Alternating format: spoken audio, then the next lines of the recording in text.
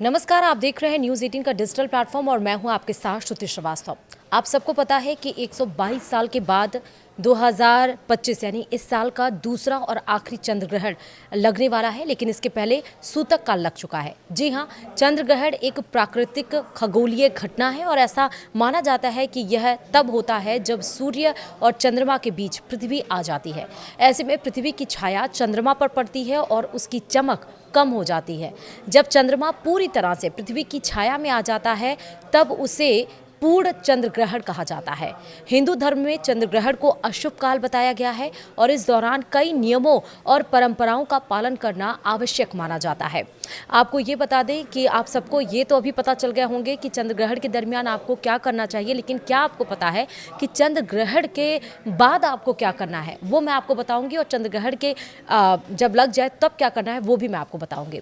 आपको बता दें कि इस साल का ये दूसरा और अंतिम चंद्र ग्रहण 7 सितंबर 2025 को लगने वाला है, जो भारत में भी साफ साफ दिखाई देगा। चंद्र ग्रहण रात 9:57 से शुरू होकर मध्य रात्रि 1:23 तक रहेगा, लेकिन अभी ग्रहण से पहले सूतक काल प्रारंभ हो चुका है, जो कि 12:57 से ये शुरू हो चुका है। और अब आपको बताएंगे कि चंद्र ग्रहण के उग्र होने के बाद आपको किन विशेष बातों का ध्यान रखना है और किन विशेष कार्यों को आपको करना है।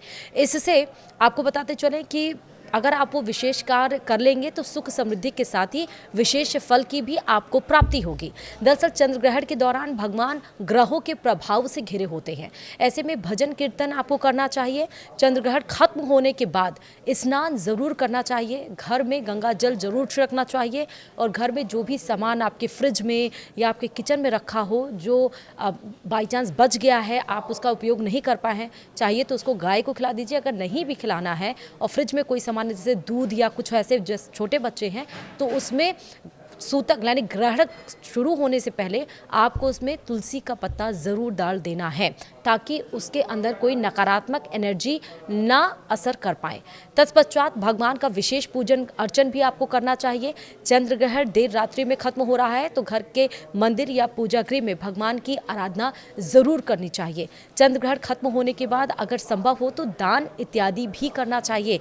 दान करने से भगवान अति ज़्यादा प्रसन्न होते हैं और मनोवांछित फल भी प्रदान करते हैं। वस्त्र, अनाज और आभूषण आदि दान करने पर अलग अलग तरह के आपको फल प्राप्त होते हैं। अगर आपकी कुंडली में चंद्र दोष है तो चांदी के आभूषण या सिक्के आप दान कर सकते हैं। ऐसा करने से आपका चंद्र ग्रह मजबूत होता है। मानसिक तनाव के साथ ही आपको ऐश्वर्य की भी प्राप्ति होती है। सामर्थ्य अनुसार अन्य आभूषणों को भी आप दान कर सकते हैं। वहीं अगर चंद्रमा, क्योंकि आप सबको पता है कि चंद्रमा का रंग सफ़ेद होता है, ऐसे में सफ़ेद वस्तुओं का दान जरूर करना चाहिए। जो भी वस्तु या सामान दान करना हो उसे ग्रहण शुरू होने से पहले ही स्पर्श कर लेना चाहिए। इसका विशेष ध्यान रखिए। ग्रहण के दरमियान नहीं, ग्रहण 9:27 से शुरू होगा, उसके पहले ही आपको जो भी दान करना है ग्रहण खत्म होने के बाद या सुबह, क्योंकि रात में ग्रहण खत्म हो रहा है मध्य रात्रि में, तो सुबह आप दान करेंगे, लेकिन ग्रहण शुरू होने से पहले ही आप उसको छू लीजिए और छूकर कहीं किनारे उसको रख दीजिए। और ग्रहण जैसे खत्म हो, जो स्पर्श किया आपका जो भी सामान है आप उसको दान में दे दीजिए। ग्रहण के बाद उसे दान ज़रूर देना चाहिए। और चंद्र ग्रहण के दौरान अनाज का दान भी बहुत पुण्यदायी माना गया है। गेहूं हो या चावल हो, मूंग दाल या अन्य खाद्य सामग्री भी दान आप दे सकते हैं। ऐसी पौराणिक मान्यताएं हैं कि अन्न का दान देने से आपका भंडार कभी खाली नहीं होता।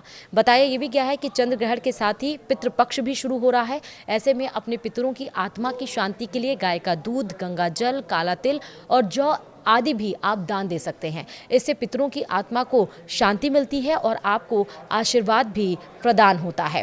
तो आपको समझ में आया कि आपको ग्रहण के दरमियान क्या करना है, लेकिन ग्रहण के बाद आपको विशेष ध्यान रखिए कि आप नहाइए ज़रूर सर से। और दूसरी बात ये कि आप घर में गंगा जल ज़रूर छिड़किए और जो भी खाने पीने के सामान है उसमें तुलसी का पत्ता ज़रूर डाल दीजिए। लेकिन तुलसी जी आप ग्रहण को शुरू होने से पहले ही तोड़ कर रख लीजिए। उसको धुल के आप सूतक काल में ही आप सारे सामानों में डाल दीजिए। इन बातों का विशेष ध्यान रखेंगे तो आपके घर पे भी कोई नकारात्मक जो एनर्जी है वो इफ़ेक्ट यानी कि प्रभाव नहीं डालेगी। वीडियो में इतना ही। नमस्कार।